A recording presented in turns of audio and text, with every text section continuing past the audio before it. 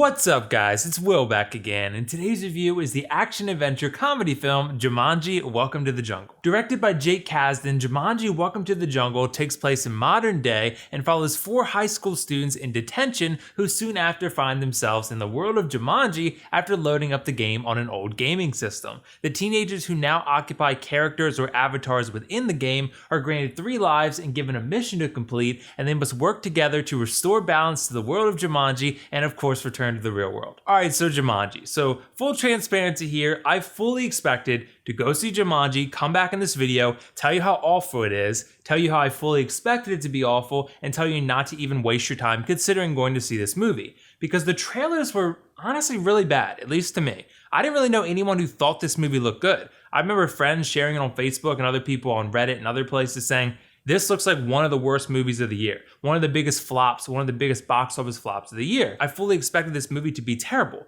but it really isn't. It turned out to be, better than I ever could have hoped, honestly. Because, like I said, I went in expecting to not like it. And I don't always really do that, but I do kind of trust my instinct when it comes to trailers.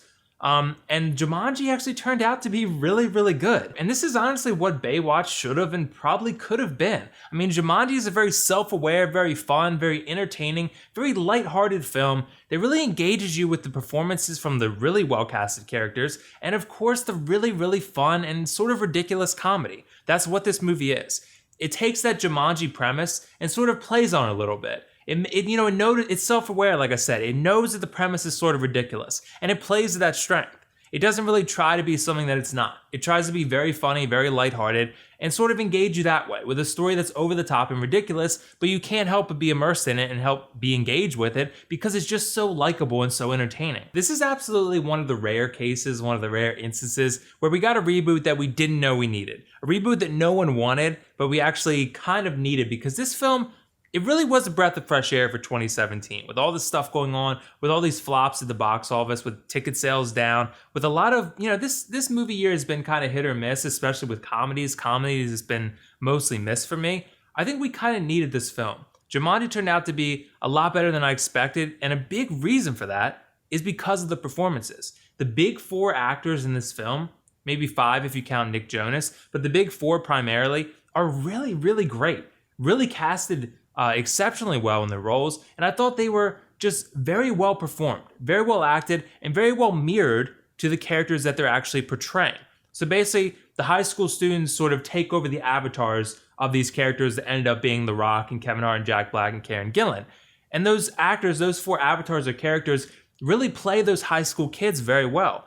And that's sort of different than what we've seen from these actors before, because The Rock is actually very different. The Rock is very different than what you're used to. You still see him kick ass and still kind of do his usual action thing, but he plays a high school kid who's kind of nerdy, kind of geeky, sort of unsure of himself, and that's not a very Rock-like character. Rock's always sort of the hero, the guy who's fearless, who's never scared to take on a challenge, the guy who really takes the lead in a lot of ways. And he does take the lead in this film, but he plays a very different character, and it was nice to kind of see The Rock step outside of his comfort zone a little bit. And he also is awesome at comedy. I mean, we've seen him do comedy before, and he really excelled here once again. I'd say Kevin Hart is probably the most business as usual of all these actors, because his character is definitely a little bit different than what he's used to, because he plays a football jock, so to speak. He's a little overconfident, but he's still kind of the, I'm small jokes, push me around, that kind of guy. But he's hilarious. He does that gig so well. And he really nailed it here in Jumanji once again.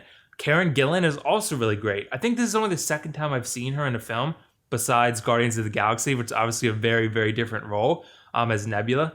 But she was really, really great too. She had a lot of comedy here that I didn't really expect from her. I didn't expect her to be as funny as she was. But all 4 of them are very funny, very funny. And Jack Black has to be the best to me. Jack Black plays a teenage girl better than a teenage girl could play a teenage girl.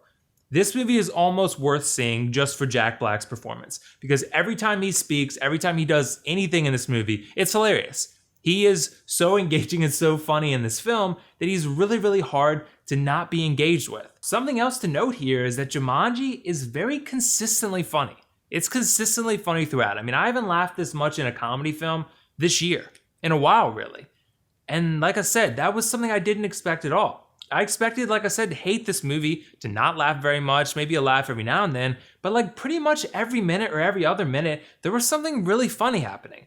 It sort of reminded me of the Lego movie in that way, because the humor is pretty much the same, very self-aware, like I said. It knows what it is, it knows how ridiculous it is, but it's still clever. The video game itself is sort of it's like the characters almost kind of break the fourth wall in a way, with the humor and with the other things as well. The characters analyze the video game, which is sort of, in a way, analyzing the story itself as well. Not to say this movie isn't pretty general that everyone couldn't enjoy it, but I think gamers will find a lot to like here. There's some Easter eggs thrown in here and there, and I loved not only the humor, but the way that this, like I said, this movie knows what it is. It has a strong identity, and that's something that every great movie has. You know, every great movie knows exactly what it is and what it's trying to achieve. And Jumanji never tries to be something it's not. But it's not only just silly. I mean, it's entertaining and fun, but it's exciting and it's emotional too, which I didn't expect it to be any of those things either.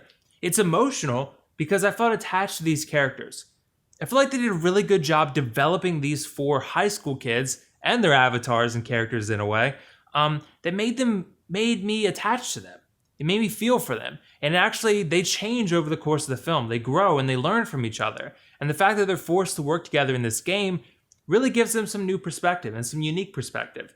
And that was another thing. I didn't expect Jumanji to be this deep and this resonant for me, but here we are. This Jumanji movie, this version, was actually pretty fun and very exciting. And I thought I expected it to be a drag, and it turned out to be an experience that I'll probably go out and see again, to be honest, because it's just fun. In terms of what I didn't like, there's really only one thing. I mean, Bobby Cannavale plays a villain in this movie. I can't even remember the character's name, but he's not a very good villain. It's not his fault. I didn't feel like the performance sucked. I didn't really blame the actor. I feel like the character is just kind of underdeveloped and just kind of there because the game or the movie needs a villain. And I felt, sort of underwhelmed every time he was on screen. The stakes felt high because of the characters and the other dangers around in Jumanji, but in terms of the villain and the dangers that he provides, didn't really feel much from him. So that's one sort of knock on Jumanji. That's honestly it though. Jumanji was really good, despite every bit of me expecting it not to be. I thought it had great performances all around, a very self-aware and hilarious brand of humor, an immersive and engaging story, and some very nice action. As for the cons, just the villain. That was the character that really the only one I had any problem with whatsoever. I'm going to give Jumanji Welcome to the Jungle a 9.5 out of 10 and definitely recommend you check this one out whether you've seen the 1996 film or not. It's a great time and certainly the biggest surprise of the year for me. So did you guys see Jumanji Welcome to the Jungle yet? What did you think of it? And if not, let me know why not. And also let me know whether you've seen the 1996 Jumanji or not. It's been a while for me, like I said, but I do remember watching it a bunch as a kid. I remember enjoying it. That's all for now, though. This is WillFoxification signing off. See you in the next review.